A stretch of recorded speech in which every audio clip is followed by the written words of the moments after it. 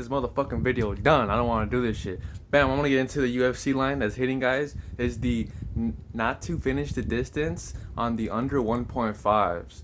Guys, those are hitting right now. If it's a minus 500 person money line to win, it's usually not gonna go to the distance, meaning it's gonna be under half of the rounds that are allowed. So if there's a 5 round fight, take the under 2.5. If it's a 3 round fight, take the under 1.5. And I'm getting straight to the value. So if you're here, leave a like, comment, because I'm just giving you game. I literally made money off of this today. So if you do not take this and apply it, boo-hoo.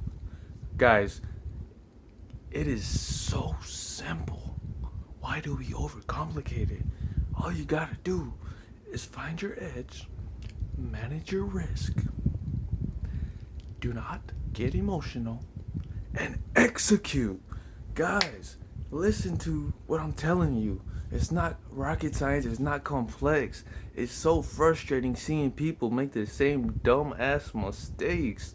And I'm just frustrated for you guys because I want you guys to be mother successful. And I know you're right there, you're on that edge of that bam, let's run it up. And it's just holding you back, bro. You gotta be more aware of what you're doing. Risk management, emotional management, high probability plays. Don't be a freaking gambler, bro. It's just like, guys, let's switch it up to a positive note.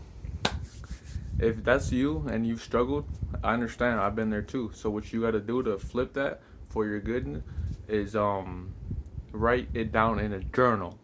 Yes, if you write it in a journal, you're going to see the same mistake you're doing. And as you're going to make the same mistake, you're like, hold up. I just wrote this in my notebook. I just read it in my notebook. I probably shouldn't do it again. But I get it. Sometimes you got to touch the stove 3, 4, 5, 6, 7, 8, 9, 10 times to realize it's hot. Whatever that may be. Man, it's so simple, guys. It's just like a math class. Just to pass the class, you got to learn the a squared plus b squared equals c squared. Pythagorean theorem, bro. Put a squared, risk management, with b squared, the high probability picks, equals c squared, fucking the hypotenuse, your profitability. That's something that I remember from school. So just apply it to sports. And it's, guys, it's literally, we're pressing buttons on the screen. We are not digging. We are not climbing.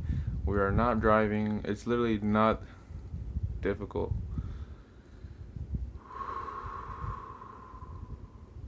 And maybe that's just my ego talking.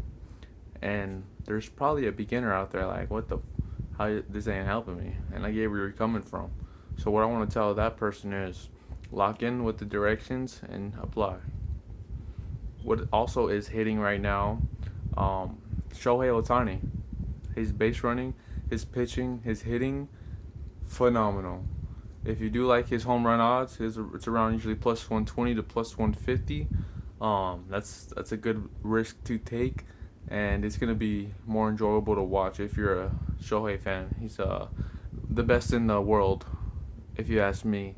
Look at his left hand pitching. This dude can bat from the right hand side. He is a freaking giant dude. Like, what more could you ask for in an MLB player? Guys, this is a long game.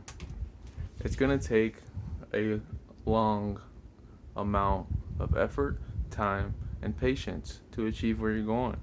And I'm gonna just throw it at you guys. You need to make X amount per month to make this a reality. So whatever that number is for you guys, find that number and work towards it on an end goal. Write it on a piece of paper. I need to make 5K a month to pay all my responsibilities and have extra to invest. Bam, there you go. That's a plan. Reverse engineer from 5K. What is that? It's 5% on a 100K account. It's just percentages. Don't get all oh man, what's that? It's just percentages, bro. It's just math. It's just numbers. It's not gonna bite you. Look, 5% on 100,000 is 5,000. You make 5% on a 100K account, which you can do through the Funded Sports Trader. Code in my bio for a discount. You're gonna wanna use and leverage amount of money, guys.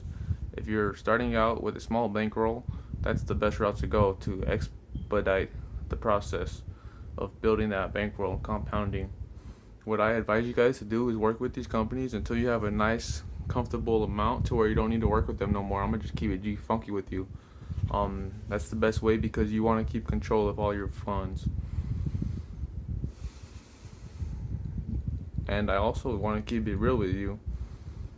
If you're not psychology, if your psychology is not developed, and 100,000 is scaring you, and that's like turning you away, bro, it's either one is not for you, or two, you need to do what you need to do to develop those skills, and that's the bottom line. No rocket science complex.